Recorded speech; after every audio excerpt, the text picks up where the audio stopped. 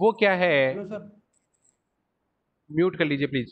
तो जो DC machine है, DC machine, electrical DC machine की अगर बात करें अपन, तो डीसी मशीन में या इलेक्ट्रिकल मशीन फर्स्ट की बात करते हैं अपन, क्योंकि EE2006 ओनली फोकस है आपका इलेक्ट्रिकल मशीन टू फर्स्ट।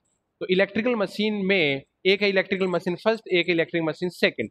तो इलेक्ट्रिकल मशीन फर्स्ट है, उसके अंदर आपके दो मेनली मशीनें आती है, एक तो आती है डीसी मशीन आती है, एक आती है दूसरी ट्रांसफॉर्मर। यानी जो आपका EE2006 है जो सेकेंड ईयर का है, उसके अंदर आपके जो दो मशीनें हैं वो आपकी स्टडी होगी, या वो मैं आपको टीचिंग कराऊंगा। पहला है कि पहला है आपका कि डीसी मशीन, और सेकंड है आपका ट्रांसफॉर्मर। ठीक है, ये आपका इस साल कवर होगा। फिर अगली बार जब आप थर्ड ईयर के अंदर पहुंच जाओगे तो उस टाइम में इलेक्ट्रिकल सेकंड ईयर या इलेक्ट्रिकल मशीन सेकंड आएगी। उसके अंदर आपका जो होगा वो दो मशीनें होंगी, उसके अंदर एक होगी इंडक्शन मशीन होगी और दूसरी होगी आपकी सिंक्रोनस मशीन। तो ये इंडक्शन मशीन और सिंक्रोनस मशीन है, ये नेक्स्ट ईयर पढ़ोगे, और इस साल आप डीसी मशीन और ट्रांसफॉर्मर के बारे में स्टडी करोगे। ठीक है, तो यानी एंटायर EE2006 के अंदर, ये इलेक्ट्रिकल मशीन फर्स्ट के अंदर आपके दो हैं, एक है आपका डीसी मशीन, दूसरा है ट्रांसफॉर्मर। तो डीसी मशीन एक सेपरेट पोर्शन है, ट्रांसफॉर्मर एक सेपरेट पोर्शन है। तो अपन सबसे पहले डीसी मशीन के बारे में स्टडी करेंगे, कि जो अपना पहले होगा अपन डीसी मशीन के बारे में डिटेल में स्टडी करेंगे कि डीसी मशीन होती क्या चीज है। और उसके बाद में अपन डीसी मशीन जब कंप्लीट हो जाएगा उसके बाद में अपन ट्रांसफॉर्मर की स्टडी करेंगे। डीसी मशीन और ट्रांसफॉर्मर स्टडी हो जाएगा तो आपका कंप्लीट जो इलेक्ट्रिकल मशीन फर्स्ट है उसका पोर्शन कंप्लीट हो जाएगा। तो जैसे कल मैं फ्री था नहीं, कल मैं लीव पे था, तो कल मैंने क्लास ली नहीं, इस बार मैं लेक्चर फर्स्ट जो आज है वो अपन ले रहे हैं। तो सबसे पहले है what is DC machine. What is DC मतलब डीसी मशीन बेसिकली क्या चीज है। तो यही सबसे पहले क्वेश्चन राइज होता है कि अपन डीसी मशीन को पढ़ रहे हैं तो क्यों पढ़ रहे हैं, उसकी नीड क्या है, उसकी जरूरत क्या है, वो डीसी मशीन बेसिकली होता क्या है। ठीक है, तो देखो नाम से पता चल रहा है कि डीसी मशीन का मतलब ये है कि एसी मशीनें, मशीन का मतलब, देखो मशीन क्या चीज होती है। अगर मैं मशीन को अगर थोड़ा सा ब्रॉडली डिफाइन करूं या मशीन के बारे में बताऊं, तो मशीन एक ऐसी चीज है जो किसी भी एक एनर्जी को दूसरी एनर्जी में कन्वर्ट करती है, या एक एनर्जी को दूसरी एनर्जी में कम या ज्यादा ये इस टाइप से करती है। यानी मैं बोल सकता हूं कि जैसे मान लो कि कोई एनर्जी का एक फॉर्मेट है, वो इलेक्ट्रिकल एनर्जी हो सकती है, मैकेनिकल एनर्जी हो सकती है, हीट एनर्जी हो सकती है, केमिकल एनर्जी हो सकती है, कोई और एनर्जी हो सकती है। उसको आपका कन्वर्जन हो रहा है, या मशीन से कोई भी आप चीज परफॉर्म कर रहे हो, वो सिंपली क्या हो रही है कि आपकी मशीन है। तो यहाँ पे वर्ड आया दैट इज डीसी। तो डीसी का मतलब क्या है, डायरेक्ट करंट। डायरेक्ट करंट का मतलब, अगर डायरेक्ट करंट जहाँ पे प्रेजेंट है, इसका मतलब है कि जहाँ पे डायरेक्ट वोल्टेज भी प्रेजेंट होगा। तो डायरेक्ट करंट और डायरेक्ट वोल्टेज क्या होती है, यानी डायरेक्ट करंट और डायरेक्ट वोल्टेज की अगर मैं डेफिनेशन की बताऊं, तो ये एक ऐसा वोल्टेज या ऐसी करंट होती है जिसका मैग्नीट्यूड या जिसका परिमाण, जिसका मैग्नीट्यूड या परिमाण टाइम के साथ में हमेशा कांस्टेंट रहेगा, यानी हमेशा स्थिर रहेगा। यानी time T equal to zero पे, टी इक्वल टू जीरो का मतलब पर्टिकुलर इसी इंस्टेंट के ऊपर आपका मैग्नीट्यूड जो है वो का वही टी इक्वल टू 5 सेकंड पे आपका मैग्नीट्यूड होगा, वो का वही परिमाण। उसके बाद टी इक्वल टू 10 सेकंड है तो भी वही मैग्नीट्यूड होगा, टी इक्वल टू 15 सेकंड है तो वही मैग्नीट्यूड होगा। यानी टाइम के किसी भी इंस्टेंट के ऊपर आपका मैग्नीट्यूड चेंज नहीं हो रहा है। और अगर ऐसा हो रहा है तो इसका मतलब ये है कि आपका जो सिग्नल है या जो वोल्टेज है वो करंट क्या है, वो या जो करंट है, वोल्टेज या करंट जो भी है, क्योंकि ओम्स लॉ के अकॉर्डिंग क्या होता है, V equal to I R होता है, voltage equal to current into resistance. यानी जहां पे वोल्टेज है वहां पे करंट है, या मैं इसका बोल सकता हूँ कि जहां पे करंट है वहां पे वोल्टेज भी प्रेजेंट है। तो अगर वोल्टेज की मैं बात कर रहा हूँ तो इनडायरेक्टली मैं ये बोल रहा हूँ कि वहां करंट की भी बात कर रहा हूँ, और जहां पे मैं करंट की बात कर रहा हूँ तो इनडायरेक्टली मान के चल रहा हूँ वहां पे आप वोल्टेज की भी बात कर रहे हो। ठीक है, तो अभी जैसे मैंने बताया व्हाट इज डीसी मशीन, तो डीसी मशीन क्या है, ऐसी मशीन जो कि डायरेक्ट वोल्टेज या डायरेक्ट करंट पे काम करती है। सिंपली मतलब ये है, देखो मैं किसी भी चीज को एलाबोरेट एक बार एलाबोरेट करूंगा कि अपन किसी चीज को पढ़ क्यों रहे हैं, उसका अपने को बेसिक रीजन पता होना चाहिए। अगर वो चीज हमें पता नहीं है कि हम उस चीज को पढ़ क्यों रहे हैं, तो आई थिंक उसको पढ़ने का कोई सेंस नहीं रह जाता है। इसलिए मैं बोल रहा हूँ कि मैंने क्वेश्चन ये राइज किया व्हाट इज डीसी मशीन। तो डीसी मशीन के अंदर डीसी मशीन क्या है, ऐसी मशीन जो डायरेक्ट वोल्टेज या डायरेक्ट करंट पर कार्य करती है या उस पर ऑपरेट करती है, that is simply called as the DC machine. ठीक है, अब डीसी मशीन की ये बात तो होगी कि ऐसी मशीन है जो डायरेक्ट वोल्टेज डायरेक्ट करंट पे काम करती है। अब मेरे को ये पूछो कि सर डीसी मशीन है उसका आपने बता दिया, तो डीसी मशीन कौन कौन तरीके से होती है, कौन कौन सी होती है। तो जो डीसी मशीन है वो मेनली दो टाइप की होती है, एक होता है डीसी जनरेटर और दूसरा होता है डीसी मोटर। यानी मैं ये बोल सकता हूँ कि डीसी मशीन है उसके मेनली टू पार्ट हो गए, एक हो गया डीसी जनरेटर, एक हो गया डीसी मोटर। जिस तरीके से आपके जो डिप्लोमा है उसके 3 ईयर में डिवाइडेड है, फर्स्ट ईयर, सेकेंड ईयर और थर्ड ईयर। उसमें भी सेकेंड ईयर है, उसमें अलग अलग ब्रांचेज हो गई, इलेक्ट्रिकल हो गई, मैकेनिकल हो गई, कंप्यूटर साइंस हो गई, इलेक्ट्रॉनिक्स हो गई, या और कोई ब्रांच है वो हो गई, ठीक है। तो उसी तरीके से जिस तरीके से आपकी जो डिप्लोमा उसको 3 साल में डिवाइड कर रखा है, हर एक ईयर को मल्टीपल ब्रांचेज में डिवाइड कर रखा है, उसी तरीके से जो डीसी मशीन है उसको भी मेनली, या मेनली क्या मतलब, स्पेसिफिकली 2 पार्ट्स में डिवाइड किया गया है। फर्स्ट इज डीसी जनरेटर और सेकेंड इज डीसी मोटर। तो अभी मैंने बताया कि डीसी मशीन क्या होती है, वो मशीन है जो डायरेक्ट वोल्टेज या डायरेक्ट करंट पे काम करती है। तो उसी तरीके से डीसी जनरेटर और डीसी मोटर क्या काम करती है, या डीसी जनरेटर या डीसी मोटर का क्या प्रिंसिपल है, या डीसी जनरेटर या डीसी मोटर क्या करते हैं, ठीक है। तो उसी के बारे में हम बात करते हैं। तो जो डीसी जनरेटर है वो क्या करता है, a DC generator converts mechanical power और एनर्जी इनटू इलेक्ट्रिकल पावर। यानी डीसी जनरेटर और डीसी मोटर क्या करता है आपका, डीसी जनरेटर क्या करता है, डीसी जनरेटर का काम ये है कि वो जो मैकेनिकल पावर है उसको किस में कन्वर्ट करेगा, आपके इलेक्ट्रिकल पावर में। यानी मैं बोल सकता हूं कि डीसी मशीन के अंदर जो डीसी जनरेटर है उसके अंदर जो इनपुट होगा वो क्या होगा, आपका मैकेनिकल पावर होगी, मतलब मैकेनिकल क्वांटिटी होगी या मैकेनिकल एनर्जी होगी, और उसका जो आउटपुट होगा that will B electrical power और इलेक्ट्रिकल एनर्जी। मैकेनिकल पावर क्या है, मैकेनिकल पावर मतलब क्या है, कोई भी टॉर्क दे रहे हो आप, स्पीड दे रहे हो, ठीक है, या आप एंगुलर उसमें डिस्प्लेसमेंट हो रहा है, तो ऐसी टाइप की जो पावर होगी that will B mechanical power, ठीक है। और इलेक्ट्रिकल पावर का मतलब क्या है, जिसके अंदर वोल्टेज मिल रहा हो, करंट मिल रही हो, या पावर मिल रहा, इलेक्ट्रिकल पावर मिल रहा, तो ऐसी पावर उनको क्या बोलते हैं अपन, इलेक्ट्रिकल पावर। तो डीसी जनरेटर क्या करता है आपका, डीसी जनरेटर कन्वर्ट करता है किसको, मैकेनिकल पावर को इलेक्ट्रिकल पावर में। यानी डीसी जनरेटर की डेफिनेशन लिखा हूं तो डीसी जनरेटर एक ऐसी डीसी मशीन है, क्योंकि डीसी जनरेटर डीसी मशीन का पार्ट है, तो डीसी जनरेटर क्या है, डीसी जनरेटर का डीसी मशीन का पार्ट है, जो कि मैकेनिकल पावर को किस में करता है, आपके इलेक्ट्रिकल पावर में कन्वर्ट करता है, ठीक है। ये तो हुई डीसी जनरेटर की बात। अब हम बात करते हैं डीसी मोटर की। तो डीसी मोटर क्या करता है, डीसी मोटर क्या करता है, डीसी इलेक्ट्रिकल पावर को किस में कन्वर्ट करता है, आपके मैकेनिकल पावर में। यानी डीसी मोटर और डीसी जनरेटर एक दूसरे के अपोजिट हैं। यानी डीसी जनरेटर क्या करता है, आपका मैकेनिकल पावर को इलेक्ट्रिकल में करता है, तो जो डीसी मोटर है वो किसको क्या करता है, डीसी मोटर इलेक्ट्रिकल पावर को किस में करता है, आपके मैकेनिकल पावर में कन्वर्ट करता है। यानी डीसी मशीन है उसके 2 पार्ट हो गए, एक हो गया डीसी जनरेटर, दूसरा हो गया डीसी मोटर। डीसी जनरेटर क्या करता है, मैकेनिकल पावर को इलेक्ट्रिकल पावर में कन्वर्ट करता है, और डीसी मोटर क्या करता है, इलेक्ट्रिकल पावर को मैकेनिकल पावर में कन्वर्ट करता है, ठीक है। तो जिस तरीके से देखो डीसी मोटर जिस हिसाब से होती है उसी तरीके से जो एसी मोटर है वो भी अपनी काम करती है, मतलब आपकी इंडस्ट्रीज एप्लीकेशंस में काम आती है, या डिफरेंट जो इंडस्ट्रीज वर्क करती है अलग अलग काम के लिए, उनके लिए एसी मोटर्स काम में आती है। एसी मोटर्स का मतलब क्या है, एसी मोटर जो अल्टरनेटिंग करंट पे काम करती है। अल्टरनेटिंग करंट का मतलब क्या है कि जिनका मैग्नीट्यूड है वो टाइम के साथ में कांस्टेंट नहीं रहता है, और टाइम के साथ में उसका मैग्नीट्यूड है वो चेंज होता रहता है। तो ऐसी जो मोटर्स होंगी वो क्या होंगी, आपकी एसी मोटर होंगी। तो एसी मोटर भी क्या होती है कि अलग अलग इंडस्ट्रीज में इलेक्ट्रिकल पावर को मैकेनिकल पावर में ही कन्वर्जन के काम में आती है। ले, लेकिन अब मेरे को आप ये चीज पूछ सकते हो कि सर जब आपके पास में एसी मोटर इलेक्ट्रिकल पावर को मैकेनिकल पावर में कन्वर्ट करने, इलेक्ट्रिकल पावर को मैकेनिकल पावर में कन्वर्ट करने के लिए प्रेजेंट है, तो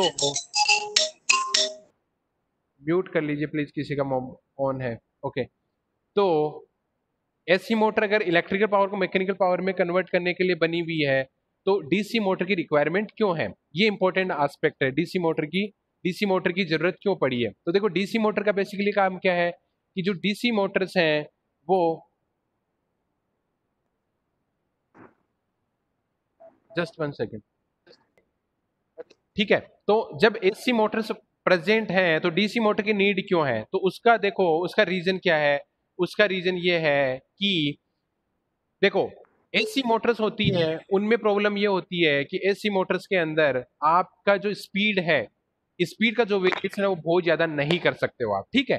तो अगर आपको स्पीड रेगुलेशन या स्पीड आपकी अगर वाइड रेंज में चाहिए, वाइड रेंज मतलब स्पीड का मूवमेंट हो जाए, मतलब किसी मशीन की जो स्पीड है उसको मैं बहुत ज्यादा कंट्रोल कर सकता हूँ, अगर कंट्रोल कर सकूं, तो अगर एसी मशीन की अगर मेरे को नीड है या एसी मोटर की नीड है, तो उसके लिए जो सबसे बेस्ट मेथड होता है वो है, या सबसे जो बेस्ट मोटर होती है वो होती है डीसी मोटर। यानी अगर मैं इसको सिंप्लीफाई करूं तो मैं ये बोल सकता हूं कि अपने इंडस्ट्रीज के अंदर या अपनी जो इंडस्ट्रीज एप्लीकेशन है उसके अंदर आपकी एसी मोटर्स भी प्रेजेंट है, आपकी डीसी मोटर भी प्रेजेंट है। लेकिन डीसी मोटर को एसी मोटर से हम ज्यादा प्रीफर किस जगह पे करते हैं या उनकी एप्लीकेशन कहाँ होती है? तो डीसी मोटर को वहां पे यूज किया जाता है जहां पर आपकी जो स्पीड की जो रिक्वायरमेंट है वो आपकी वाइड रेंज में होती है। मतलब आपकी इसको स्पीड है उसको बहुत ज्यादा चेंज करना है, मतलब बहुत ज्यादा कम करना और बहुत ज्यादा बढ़ाना है। अगर ऐसी कोई एप्लीकेशन है तो इस एप्लीकेशन को अगर फुलफिल करना है तो आपको डीसी मोटर की रिक्वायरमेंट होगी। लेकिन अगर एसी मोटर की बात करते हैं तो एसी मोटर के अंदर जो स्पीड की जो वाइड स्पीड की जो रेंज होती है वो क्या होती है आपकी कम होती है। डीसी मोटर को अपन ज्यादा प्रीफरली इसलिए करते हैं। यानी देखो अभी पढ़ रहे थे अपन की डीसी मशीन क्या होती है। अब डीसी मशीन के अंदर भी डीसी जनरेटर और डीसी मोटर की बात हुई। अब ये क्वेश्चन आया है कि डीसी मोटर को अपन पढ़ क्यों रहे हैं? तो डीसी मोटर का पढ़ने का रीजन मैंने बता दिया, क्योंकि उसका जो स्पीड की रेंज होती है दैट इज वेरी मच, या wide range of speed present होती है, स्पीड का रेगुलेशन अच्छा होता है।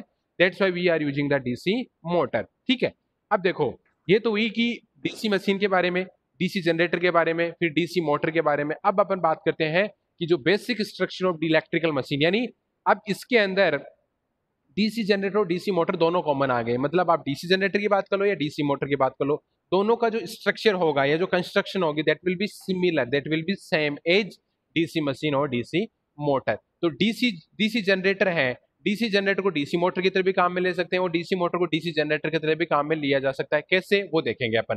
तो सबसे पहले अपन इसकी कंस्ट्रक्शन की बात करते हैं या स्ट्रक्चर की बात करते हैं। तो डीसी मशीन होती है वो मेनली टू पार्ट्स में डिवाइड होती है। एक होता है आपका स्टेटर होता है, एक होता है रोटर। देखो स्टेटर से मैं एक वर्ड निकाल सकता हूं दैट इज स्टेशनरी। देखो स्टेटर है उसको मैं बोल सकता हूं कि ये आपका है वो होता है स्टेशनरी, ये होता है आपका स्टेशनरी। ठीक है, रोटर स्टेशनरी मतलब क्या? देखो स्टेटर वर्ड आया है आपके स्टेशनरी से। स्टेशनरी मतलब कोई चीज है स्थिर है, वो कभी मूवमेंट नहीं कर सकती है। तो स्टेशनरी का देखो ये जो पर्टिकुलर वर्ड है एस टी ए है वो आपने स्टेटर के अंदर यूज में लिया है। और इसी तरीके का रोटर है तो रोटर का है आपका रोटेशन से वर्ड आया है, रोटेशन से आपका वर्ड आया है रोटर। तो रोटर का आर ओ लिया है यहाँ पे, आर ओ टी या रोटर। यानी स्टेटर और रोटर का मतलब क्या हुआ कि एक ऐसी चीज जो स्टेशनरी है वो आपकी स्टेटर होता है, और ऐसी चीज जो आपकी रोटेटिंग हो रही है दैट इज योर रोटर। ठीक है, तो ये मेनली टू पार्ट होती है। अब देखो स्टेटर और रोटर होते हैं वो एक दूसरे से क्या होते हैं? सेपरेट होते हैं। किससे? एयर गैप से। ठीक है, एयर गैप से सेपरेट होते हैं। यानी स्टेटर होता है वो आपका स्टेशनरी होता है, रोटर होता है जो कि दैट इज रोटेटिंग होता है या मूविंग होता है। ठीक है, तो उन दोनों के बीच में क्या होता है? एयर गैप प्रेजेंट होता है। मतलब स्टेटर अगर यहाँ पे है आपका, रोटर अगर नीचे है, तो उन दोनों के बीच में क्या होगा? एयर प्रेजेंट होगी, या उस गैप को क्या बोलते हैं अपन? एयर गैप बोलते हैं। ठीक है, अब देखो the stator is the outer frame of the machine, it is immovable. Immovable का मतलब क्या है? ये आपका स्टेशनरी है, ये आपका स्टेशनरी है, ये आपका चेंज नहीं हो रहा है। ठीक है, ये आपका स्टेशनरी है, ये चेंज नहीं हो रहा है। ठीक है, और the rotor is free to move and it is the inner part of the machine. और जो स्टेटर होता है वो आपका क्या होता है? अंदर पाया जाता है। मतलब आप बाहर बाहर होता है। स्टेटर क्या होता है आपका? बाहर प्रेजेंट होता है। और जो रोटर है वो क्या होता है आपका? इनर पार्ट होता है, अंदर प्रेजेंट होता है। और इसका रोटर का है, और ये क्या होता है आपका? रोटेटिंग नेचर का होता है, ये आपका रोटेटिंग नेचर का होता है, ये आपका होता है रोटेटिंग नेचर का। जो रोटर होता है वो आपका रोटेटिंग नेचर का होता है। ठीक है, तो ये दोनों स्टेटर और रोटर हैं, दोनों के दोनों किससे बने होते हैं? आपके फेरोमैग्नेटिक मटेरियल के बने होते हैं। दोनों के दोनों किससे? फेरोमैग्नेटिक मटेरियल के मतलब ये देखो एक अलग टाइप का मटेरियल होता है फेरोमैग्नेटिक मटेरियल। जिस तरीके से आपकी एंटी फेरो होते हैं, डाया डाया पेरा पेरा पैरामैग्नेटिक होते हैं, पेरा पेरा डायामैग्नेटिक होते हैं, उस तरीके से फेरोमैग्नेटिक भी एक मटेरियल होता है। ये बेसिकली आप जो इलेक्ट्रिकल मेजरमेंट है उसके अंदर पढ़ोगे कि जो फेरोमैग्नेटिक मटेरियल्स हैं उनकी क्वालिटी क्या होती है, या वो कुछ टाइप के मेटल होते हैं उनका बिहेवियर क्या होता है। पर आपको यहाँ पे यही ध्यान रखने की जरूरत है कि जो स्टेटर और रोटर होते हैं वो किसके बने होते हैं? आपके फेरोमैग्नेटिक मटेरियल के बने होते हैं। ये आपके ऑब्जेक्टिव क्वेश्चन आ सकता है कि जो स्टेटर और रोटर वो किसके बने होते हैं। ठीक है, अब इसके बाद में स्लॉट्स होते हैं। देखो स्लॉट्स का मतलब क्या है कि एक आपको क्या करना है कि छोटा सा ग्रूव बनाना है। ग्रूव का मतलब क्या है कि आपको मान लो कि दो चीजें हैं, कोई एक मेटल का पीस है, उस मेटल के पीस में अगर कोई चीज आपको इंसर्ट करनी है तो आपको क्या करना पड़ेगा? उसमें एक स्लॉट बनाना पड़ेगा, एक स्लॉट बनाना पड़ेगा। तो स्टेटर होता है उसकी जो इनर पेरीफेरी होती है। इनर पेरीफेरी का मतलब क्या है? अंदर की साइड में उसमें स्लॉट होते हैं, और रोटर होता है उसमें क्या होता है, आउटसाइड में आपके क्या होते हैं, रोटर में आउटर साइड में क्या होते हैं आपके स्लॉट प्रेजेंट होते हैं। यानी देखो स्टेटर क्या होता है, स्टेशनरी होता है, ठीक है, सबसे पहली चीज है। रोटर क्या होता है आपका, रोटेटिंग पार्ट होता है। स्टेटर और रोटर दोनों किसके बने होते हैं, फेरोमैग्नेटिक मेटल के बने होते हैं। और जो इनर पेरिफेरी होती है उसमें स्लॉट होते हैं किसके, स्टेटर के। और जो आउटर पेरिफेरी है उसके अंदर स्लॉट किसके होते हैं, आपके रोटर के, ठीक है। और जो कंडक्टर्स होते हैं, कंडक्टर का मतलब क्या है, एक ऐसी चीज जो करंट को कैरी कर सकती है या जिसमें से इलेक्ट्रॉन्स का फ्लो हो सकता है। कंडक्टर क्या होता है कि जिसमें करंट फ्लो हो सकती है, इलेक्ट्रॉन आपके फ्लो हो सकते हैं, उनको क्या बोलते हैं अपन, कंडक्टर। और कंडक्टर किसके अंदर होते हैं, conductor place in the slot of the stator और रोटर। और रोटर और स्टेटर के जो स्लॉट्स हैं उनके अंदर आपके क्या प्रेजेंट होंगे, कंडक्टर प्रेजेंट होंगे। और the winding in which voltage induce is called as the armature winding. Armature winding क्या बोलते हैं, देखो जो रोटेटिंग पार्ट है डीसी मशीन के अंदर उसको आप आर्मेचर भी बोल सकते हो। और जो आर्मेचर होता है उसके अंदर क्या है, वोल्टेज आपका इंड्यूज होता है। कैसे इंड्यूज होता है उसकी अपन बात करेंगे नेक्स्ट क्लासेस के अंदर की, वोल्टेज कैसे इंड्यूज होता है। लेकिन जहां पे वोल्टेज इंड्यूज होता है उन वाइंडिंग्स को क्या बोलते हैं अपन, आर्मेचर वाइंडिंग। और जिनके थ्रू फ्लक्स आता है या वाइंडिंग जिनके थ्रू फ्लक्स आता है उनको हम बोलते हैं फील्ड वाइंडिंग। तो देखो डीसी मशीन के अंदर दो टाइप की वाइंडिंग होती है, एक होती है आर्मेचर वाइंडिंग, एक होती है फील्ड वाइंडिंग। फील्ड वाइंडिंग का क्या काम होता है, फील्ड को प्रोड्यूस करने के लिए मैग्नेटिक फ्लक्स को या magnetic flux density B by A जो दैट इज फ्लक्स के इक्वल होता है, तो मैग्नेटिक फ्लक्स को प्रोड्यूस करने के लिए जो वाइंडिंग यूज की जाती है that is called field winding. और वोल्टेज इंड्यूस करने के लिए जो वोल्टेज जो वाइंडिंग काम आ रही है that is called armature winding. और डीसी मशीन के जो रोटेटिंग पार्ट है यानी रोटर है उसको सिंपली आप आर्मेचर भी बोल सकते हो। कभी कभी क्या होता है जो मेन फ्लक्स होता है या जो फ्लक्स है वो परमानेंट मैग्नेट से भी आप प्राप्त कर सकते हो। परमानेंट मैग्नेट का मतलब क्या है, कभी आपने घरों में देखा होगा कि या बचपन में आपने देखा होगा कि आपके हाथ में जैसे रेडियो है या जो आपके टेप रिकॉर्डर है उनके अंदर एक मैग्नेट प्रेजेंट होती है जो क्या करती है किसी भी आयरन के पीस को क्या करती है, अट्रैक्ट कर सकती है। या आपने बचपन में देखा होगा कि आप किसी मिट्टी के अंदर अगर किसी मैग्नेट को डाल रहे हो तो उसके छोटी मोटी चीजें चिपक जाती है, जैसे कोई आयरन का टुकड़ा हो, कोई आलपिन हो या कोई और थोड़ी बहुत जो आपकी सैंड है मतलब रेत है वो भी हल्की सी चिपक जाती है उसके, ठीक है। तो वो जो मैग्नेट होते हैं that is called permanent magnet जो बाई नेचर हमें अवेलेबल है या अपने को कोई भी माइनिंग करने से या खुदाई करने से जो मैग्नेट हमें मिलते हैं that is called permanent magnet, ठीक है। और दूसरा होता है इलेक्ट्रोमैग्नेट। इलेक्ट्रोमैग्नेट का क्या काम होता है, इलेक्ट्रोमैग्नेट होते हैं कि जो इलेक्ट्रिसिटी प्रोवाइड करके या वोल्टेज या करंट प्रोवाइड करके किसी भी चीज को मैग्नेट में कन्वर्जन किया जाता है तो उनको हम बोलते हैं क्या, इलेक्ट्रोमैग्नेट। तो परमानेंट मैग्नेट क्या होते हैं, जो बाई नेचुरल हमें अवेलेबल होते हैं। और इलेक्ट्रॉन मैग्नेट क्या होते हैं, वो मैग्नेट जो हमें इलेक्ट्रिसिटी या वोल्टेज प्रोवाइड करके जिनका हम कन्वर्जन करते हैं किसी भी मैग्नेट के अंदर, तो दैट इज कॉल्ड इलेक्ट्रोमैग्नेट, ठीक है। अब इसके बारे में बात करते हैं equivalent circuit of DC armature circuit. तो जो आर्मेचर है मैंने बताया कि जो रोटर है उसका हम इक्विवेलेंट सर्किट, इक्विवेलेंट सर्किट मतलब क्या है, जो भी एक तो फिजिकली प्रेजेंट होगा उसको हम कैसे इलेक्ट्रिकली कन्वर्जन करते हैं। तो जो the armature of DC generator can be represented by equivalent electrical circuit, it can be represented by three series connected elements. तीन सीरीज कनेक्टेड एलिमेंट्स में कन्वर्ट कर सकते हैं। First is E, second is R and third is the V. जहाँ पे are क्या है, आपके आर्मेचर जो वाइंडिंग है उनका रेजिस्टेंस। आपको पता है किसी भी वायर होता है उस वायर का कोई ना कोई रेजिस्टेंस होता है, तो आर्मेचर जो वाइंडिंग होगी उसके अंदर आर्मेचर कंडक्टर्स होंगे उन आर्मेचर कंडक्टर का कोई ना कोई रेजिस्टेंस होगा, तो उसको हम रिप्रेजेंट करते हैं R of A. R of A से रिप्रेजेंट करते हैं R of A armature resistance. और जो बेक ईएमएफ होता है, बेक ईएमएफ की बात करूंगा, जब मैं डीसी मोटर की बात करूंगा उसको हम रिप्रेजेंट करते हैं वी ऑफ बी, ठीक है। बी ऑफ बी ये होता है ई आर ए और बी बी बेक ईएमएफ, ठीक है। अब हम बात करते हैं the equivalent circuit of armature of A DC generator. DC generator का जो इक्विवेलेंट सर्किट है वो कुछ इस तरीके से होता है। ये तो देखो होता है फिजिकली डायग्राम, ये जो लेफ्ट हैंड साइड में बनाया हुआ है ये आपका होता है फिजिकली डायग्राम जिसको अपन बनाते हैं कि एक्चुअली किसी भी सर्किट के अंदर हम इस टाइप से बनाते हैं। और इसका जो इक्विवेलेंट होता है यानी इसका इलेक्ट्रिकल सर्किट कैसे होगा वो कुछ इस टाइप से होगा, जिसके अंदर आपको दिख रहा होगा वीबी दिख रहा होगा, ठीक है।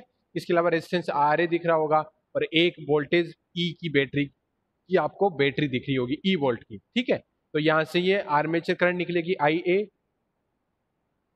आपके आर ए रेजिस्टेंस में जाएगी और वी बी बैटरी है ये बैक ईएमएफ की बैटरी होती है, ठीक है, ये तो हुआ आपका इलेक्ट्रिकल इक्विवेलेंट सर्किट किसका, डीसी जनरेटर का। और दूसरा है आपका equivalent circuit of DC motor. तो electrical circuit of DC motor में भी क्या है, देखो यहाँ पे ई आर ए इस तरीके से है, और जो वीबी है उसका प्लस टर्मिनल नीचे की तरफ में है और माइनस टर्मिनल ऊपर की तरफ में है। यहाँ पे क्या हो गया है कि आपकी जो पोलरिटी है वो क्या हो गई, आपकी चेंज हो गई है। यहाँ पे प्लस टर्मिनल आपका ऊपर चला गया है, माइनस टर्मिनल नीचे हो गया है। आर ए की डायरेक्शन वही है और ईबी भी वही है, लेकिन डायरेक्शन ऑफ करंट चेंज हो गई है। यहाँ पे करंट क्या हो रही है आपकी, ई बैटरी से करंट निकल रही है और वी पे वोल्टेज पे जा रही है, मतलब यहाँ पे आपकी जा रही है। और लेकिन यहाँ पे क्या हो रहा है, जस्ट 1 सेकेंड, मेरे को थोड़ा सा इसके अंदर थोड़ा मैं मॉडिफाइड कर देता हूँ।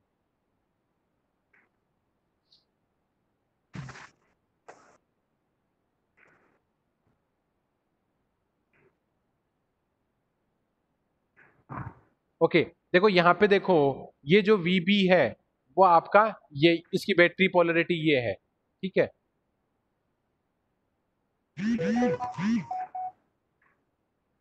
और यहाँ पे जो डायरेक्शन ऑफ करंट है वो क्या हो रहा है, आपके आउटसाइड में हो रही है, मतलब यहाँ से करंट निकल रही है और यहाँ पे जाए करंट आउटसाइड में जा रही है, ठीक है, यानी ये करंट इधर जा रही है, ठीक है। और यहाँ पे अपन बात करते हैं,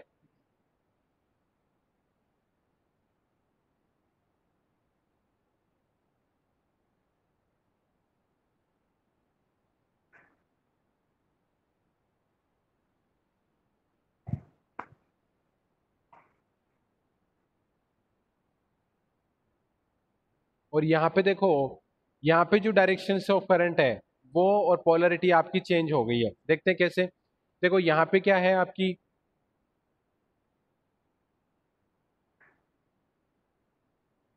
यहाँ पे जो डायरेक्शन ऑफ करंट है वो क्या होगी आपकी, प्लस से माइनस की तरफ में। और जो पोलरिटी है देखो, प्लस यहाँ पे टर्मिनल हो गया आपका, ये टर्मिनल प्लस हो गया है और ये आपका माइनस टर्मिनल हो गया है। तो यहाँ पे पोलरिटी इसकी वीबी की बैटरी की चेंज हो चुकी है। और उस केस के अंदर देखो आप, उस केस के अंदर आपका क्या हो रहा है, पोलरिटी क्या हो रही है आपकी, ये वाली पोलरिटी है, ठीक है। और यहाँ पे पोलरिटी क्या आपकी, रिवर्स पोलरिटी हो गई है। तो ये जो चीज है ये क्या है आपका, ये इक्विवेलेंट सर्किट है किसका है, आपका डीसी मोटर का। ये इक्विवेलेंट सर्किट है डीसी मोटर का। और ये इक्विवेलेंट सर्किट किसका है, आपका डीसी जनरेटर का। ऊपर वाला डीसी जनरेटर का है और ये है। तो इसके अंदर भी क्या है, ई है आपकी बैटरी वोल्टेज, और जो आर ए है वो आपका आर्मेचर रेजिस्टेंस है। और जो वीबी है, वीबी क्या है आपका, वीबी है आपका बेक ईएमएफ, जो मैं नेक्स्ट क्लासेज आएगी उसके अंदर बात करूंगा। वीबी बेक ईएमएफ है, ब्रश कॉन्टेक्ट वोल्टेज ड्रॉप भी हो सकता है उसके अंदर, तो ये ब्रश कॉन्टेक्ट वोल्टेज ड्रॉप और ये सब चीजें हैं। तो ये अपन बात करें बेसिकली जो वीबी है यहाँ पे, ये break brush contact voltage drop है। ये देखो ब्रशेज की भी बात करूंगा मैं, कि ब्रशेज डीसी जनरेटर के अंदर या डीसी मोटर के अंदर क्या होते हैं, वीबी है वो ब्रश कॉन्टेक्ट वोल्टेज ड्रॉप है, और यहाँ पे भी जो वीबी है वो आपका ब्रश कॉन्टेक्ट वोल्टेज ड्रॉप है। वो जो वीबी होता है that is V capital B, वो क्या होता है आपका, वो अपना होता है कि जो डीसी मोटर है उसके अंदर बैक ईएमएफ प्रोड्यूस होता है। जब भी अपन डीसी मोटर की बात करेंगे उसके अंदर बात करेंगे, तो ये यहाँ पे जो बैक ईएमएफ है, ये बैक ईएमएफ नहीं होके ये आपका है ब्रश का, brush contact voltage drop, brush voltage contact voltage, ये आपका ब्रश कॉन्टेक्ट वोल्टेज ड्रॉप है, ठीक है। वीबी जो है ब्रश कॉन्टेक्ट वोल्टेज ड्रॉप है, ये वीबी और ये वीबी, ठीक है। तो आज का अपन लेक्चर यहाँ पे कंप्लीट करते हैं। अगर किसी को डाउट है तो वो मेरे को पूछ सकता है, मैं अभी आपके डाउट